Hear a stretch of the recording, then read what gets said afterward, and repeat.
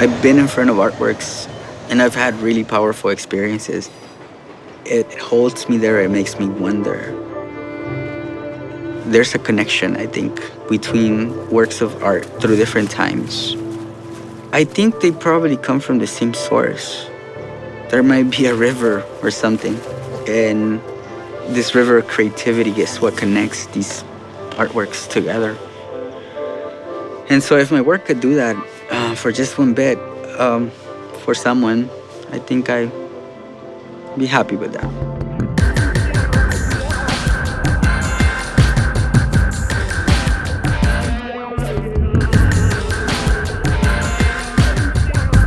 My work came out of a question of what are you bringing to the table? What's new to this 10,000 years of ceramic history? A question that was seeking something that was authentic, something that was my own, something that could be new. I started drawing on objects that I made, and the objects and the narratives had a direct relationship. It wasn't necessarily to tell a story, but to capture the essence of a story. And so to do that, I went back to where I felt most alive. I was born in Oaxaca. I lived there until the age of 10. My friends and I, we all spend our days outside all day, just playing in the street. So in '89, I came here to Los Angeles. I did the same thing here, spending all day outside playing. The neighborhoods were probably not the best neighborhoods to be outside all day.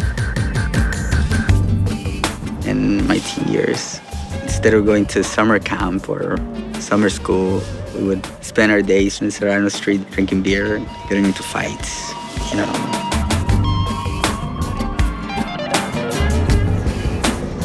Eventually, you grow up. You see other people making the wrong choices, and you decide to make other choices. So I ended up in college, not forgetting where I was coming from. I have a great love for Mexico, and there's a lot of influence from the Mexican culture in my work. But some of us see ourselves as being from both the US and Mexico and maybe not having too many distinctions. This one's a little stiff, more stiff than the others. Yeah. Is it? Not that. Yeah. There you go. Yeah. I like fighting with my work. It's not all pleasant. It's not all pretty. Sometimes I go in the studio and I'm not happy with what's going on, and I have to fight with my work. My goal is just to keep it alive. But they don't make them like they used to. I knew that I wanted to make a form that had some interesting textures, some interesting movements, because the images are going to be invited by all these structures. I spend time with the form as it's drawing. I'll start thinking about what images could exist in this form. I don't think I decided, I'm going to become an artist. In my childhood, there was always a creative side of me.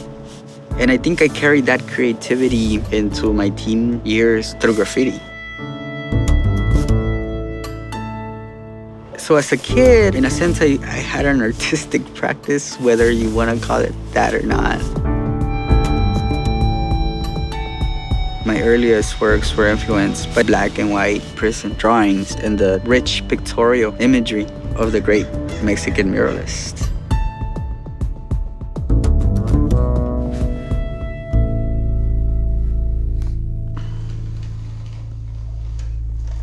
This piece actually started with this little guy, with that little image. I knew that with this form, I wanted to do something that had to do with resilience.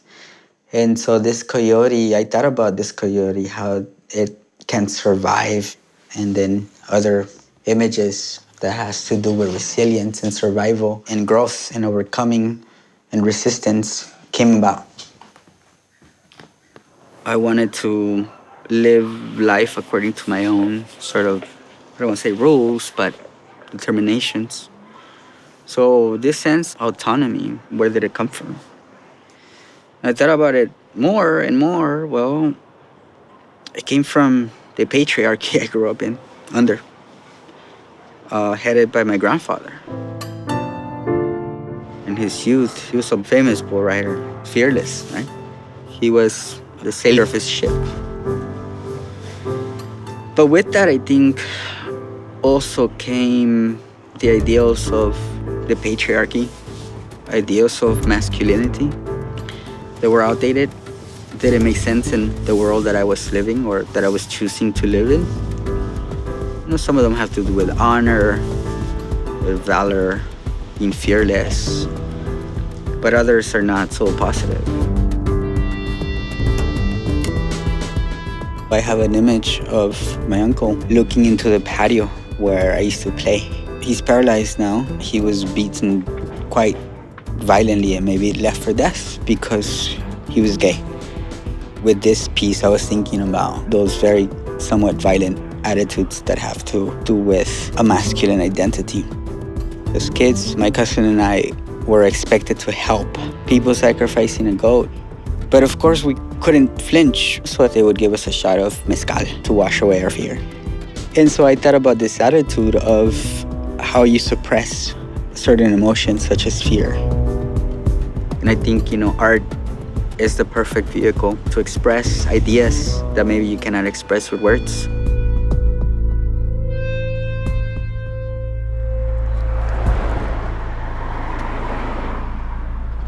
The creativity I invest in my work, it's similar to the creativity I invest in teaching. I get thirsty when I talk, so I have to keep drinking tequila. Water. For me, it's not only teaching the material, the techniques of clay, the safety involved, but also it's about opening doors of opportunities, doors of creativity. Who isn't fascinated by clay, right? Once you see somebody using this lump of dirt and making something on the wheel, is somewhat magical. And I'm going to squeeze, and I'm going to follow the clay. I don't think clay has any nationality, right? Because it's a material that has been used for thousands of years by people before there were even nations. And so I think when people learn to work with clay, they access something that it's very human, something where skin color or nationalities or political beliefs or religion or gender has nothing to do with it, yeah? But really, honestly, the most important aspect of ceramics is just to do things over and over again until it's perfect.